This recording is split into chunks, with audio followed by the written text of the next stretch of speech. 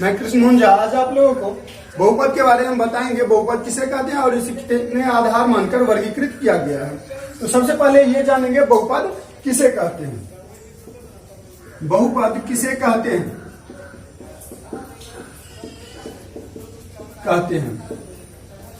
तो जब किसी व्यंजक में चरों का घात एक पूर्ण संख्या होता है तो उसे हम बहुपद कहते हैं। कोई व्यंजक होता है, उसके चर का घात यदि 0, 1, 2, 3 या इस तरह के कोई संख्या होते हैं उसका घात, तो उसे हम बहुपद कहते हैं। यहां आप देख सकते हैं, यदि किसी व्यंजक में चरों का घात एक पूर्ण संख्या हो तो उसे हम बहुपद कहते हैं। जैसे 3x² प्लस 4x प्लस 3। अब यहां यदि देखिए तो x का घात जो है वो 2 है, यहाँ x का घात नहीं कुछ है, 1 है। तो इस तरह से यदि घात को देखा जाए तो ये पूर्ण संख्या है, यानी 2 और 1 एक तरह के पूर्ण संख्या होते हैं। तो ये व्यंजक होंगे। यदि इस तरह से घात यदि होता है व्यंजक में तो वो बहुपद कहलाएंगे। तो बहुपद किसे कहते हैं? यदि किसी व्यंजक में चरों का घात एक पूर्ण संख्या हो तो उसे हम बहुपद कहते हैं। जैसे 3x² प्लस 4x प्लस 3। इसके अलावा आप खुद से ले सकते हैं, जो भी आपको लेना होगा। क्वेश्चन नंबर 2, बहुपद को कितने आधार मानकर वर्गीकृत किया गया है? तो बहुपद को 2 आधार मानकर वर्गीकृत किया जाता है। पहला घात के आधार पर और दूसरा पद के आधार पर। तो बहुपद घात के आधार पर भी अनेक प्रकार के होते हैं और पद के आधार पर भी अनेक प्रकार के होते हैं, लेकिन कुछ महत्वपूर्ण, जैसे घात के आधार पर यदि देखिए तो एक घातीय बहुपद, द्विघातीय बहुपद, त्रिघातीय बहुपद, इस तरह के बहुपद होते हैं। वैसे ही पद के आधार पर यदि देखिए तो एक पदीय, द्विपदीय या फिर त्रिपदीय बहुपद आप ले सकते हैं। अब घात के आधार पर एक घातीय बहुपद किसे कहते हैं? एक घातीय बहुपद को रैखिक बहुपद भी कहा जाता है। जब किसी व्यंजक में चरों का घात 1 हो तो उसे एक घातीय बहुपद कहते हैं। यदि घात 2 हो अधिकतम तो उसे द्विघातीय कहेंगे। यदि घात अधिकतम 3 हो तो उसे त्रिघातीय बहुपद कहेंगे। जैसे कि एक घातीय बहुपद का रूप होता है ax प्लस b। वही द्विघातीय यदि देखिए तो ax² plus bx plus c। वही त्रिघातीय देखिए तो ax³ plus bx² plus cx plus d। इस तरह से एक घातीय, द्विघातीय और त्रिघातीय बहुपद का व्यापक रूप होता है। अब इसका यदि कोई परिभाषा आपसे एक घातीय या चलिए रैखिक बहुपद का कोई पूछता है तो जिसमें व्यंजक का चरों का घात 1 हो, अधिकतम घात 1 हो उसे एक घातीय कहेंगे। अधिकतम घात 2 हो उसे द्विघातीय कहेंगे। अधिकतम घात 3 हो उसे त्रिघातीय कहेंगे। तो इस तरह से घात के आधार पर बहुपद को 3 भागों में बांटे हैं। आप इससे आगे भी चतुर्थ घातीय बहुपद भी ले सकते हैं, उससे आगे भी ले सकते हैं। वैसे ही पद के आधार पर देखते हैं तो यदि व्यंजक में पदों की संख्या 1 हो तो उसे एक पदीय कहेंगे। यदि पदों की संख्या 2 हो तो उसे द्विपदीय कहेंगे। वैसे ही पदों की संख्या 3 हो तो त्रिपदीय कहेंगे। इस तरह से जितने भी व्यंजक में पद होंगे उतने पदीय बहुपद आप उसे कह सकते हैं, उतने टर्म उसमें होते हैं। टर्म आप कह सकते हैं, जैसे कि यही देखिए यहाँ पे 1 और 2 टर्म है तो इसे द्विपदीय बहुपद कहेंगे। यहाँ 3 टर्म है इसे त्रिपदीय कहेंगे। यहाँ 4 टर्म है तो इसे चतुर्थ पदीय बहुपद कहेंगे। यदि कहीं पे आप डायरेक्ट एक x केवल लिखे हुए देख रहे हैं तो इसे आप एक पदीय बहुपद कह सकते हैं। 2 पद था, 2 पदीय। यहाँ 3 पद था, त्रिपदीय। यहाँ 4 पद है, चतुर्थ पदीय। तो इस तरह से हम जान चुके हैं कि बहुपद को कितने आधार मानकर वर्गीकृत किया गया। तो बहुपद को 2 आधार मानकर वर्गीकृत किया गया, घात के आधार पर और पद के आधार पर। घात के आधार पर बहुपद को हम कह सकते हैं एक घातीय बहुपद, द्विघातीय बहुपद, त्रिघातीय बहुपद। पद के आधार पर एक पदीय, द्विपदीय, त्रिपदीय, चतुर्थ पदीय, इस तरह से आप आगे भी ले सकते हैं। एक घातीय यदि चरों का व्यंजक में चरों का घात 1 हो, अधिकतम घात 1 हो तो उसे एक घातीय या रैखिक बहुपद कहेंगे।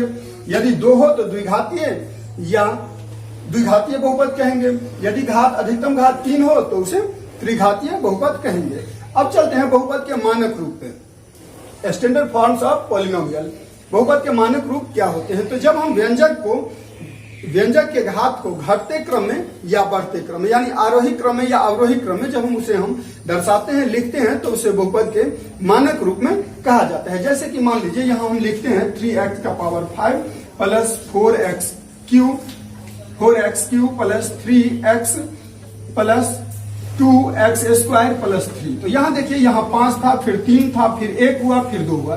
तो ये देखिए घटते हुए आया, लेकिन फिर यहाँ आकर के क्या हुआ, बढ़ गया। तो इस तरह से जब यदि रहेगा तो वो मानक रूप में नहीं होगा, मानक रूप में नहीं होगा। इसे मानक रूप में होने के लिए क्या चाहिए था कि 2 वाला पहले होना चाहिए और 3 वाला बाद में होना चाहिए। जैसे 3x⁵ plus 4x³ plus 3x² plus 3x⁴ plus 3। तो इस तरह से यदि होता तो वो मानक रूप होते, मानक रूप स्टैंडर्ड फॉर्म में होते। ये जो है वो मानक रूप में नहीं थे। तो इस तरह से यदि कहीं पे आप व्यंजक देख रहे हैं तो उसे आप सजा सकते हैं। इसके विपरीत भी आप ले सकते हैं, जैसे 3 पहले लीजिए, इससे पहले लीजिए, फिर इसे उल्टा क्रम में भी आप सजा सकते हैं, वो भी मानक रूप में होगा, लेकिन एक निश्चित क्रम घात का होना चाहिए। तो उसे हम बहुपद का मानक रूप कहते हैं। अब कभी कभी आपके प्रश्न में रहता है कि कुछ व्यंजक दे देते हैं, दे दिया जाता है, जैसे कि मान लीजिए यही दोनों व्यंजक, यही दोनों, जैसे कि मान लीजिए यहाँ 3x² plus 5x plus 3, 2x² plus 3x⁴ plus 2x दिया हुआ। इसमें कह रहा है कि x² का गुणांक बताएं, x² का गुणांक। तो जो चर के गुणांक में रहते हैं, यानी चर के साथ जो रहते हैं गुणा के फॉर्म में, वे गुणांक होते हैं। जैसे यहाँ पे आपको पूछ देता है x² का गुणांक क्या होगा, तो x² के साथ जो ये 3 है वो क्या होंगे, गुणांक होंगे।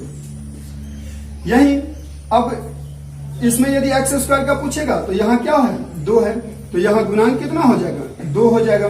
कभी कभी आपसे पूछ देता है कि व्यंजक में व्यंजक के अधिकतम घात क्या है, या व्यंजक के घात कितने हैं। जैसे कि मान लीजिए 4x⁵ प्लस 3x प्लस 4 दे देता है, कहता है बहुपद का घात क्या है। तो बहुपद में जो सबसे अधिकतम पावर होते हैं वही बहुपद के क्या होते हैं, घात होते हैं। तो 4x⁵ है, तो ये इसका क्या हो जाएगा, घात हो जाएगा। तो इस तरह से आज हम जान चुके हैं बहुपद का परिभाषा, बहुपद को कितने आधार मानकर वर्गीकृत करते हैं वो, फिर ये जान लिए बहुपद को मानक रूप में कब कहते हैं, फिर बहुपद का गुणांक क्या हो, यानी किसी निश्चित चर का गुणांक क्या होता है, और फिर बहुपद के घात क्या होते हैं। ये 5 बातों के बारे में आज हम जान चुके हैं। जैसे बहुपद किसे कहते हैं, तो जब व्यंजक के चरों का घात एक पूर्ण संख्या हो, जैसे 0, 1, 2, 3, 4 ... इस तरह की कोई संख्या हो, या आप कह सकते हैं अऋणात्मक यानी ऋणात्मक संख्या ना हो, तो उसे हम क्या कहते हैं,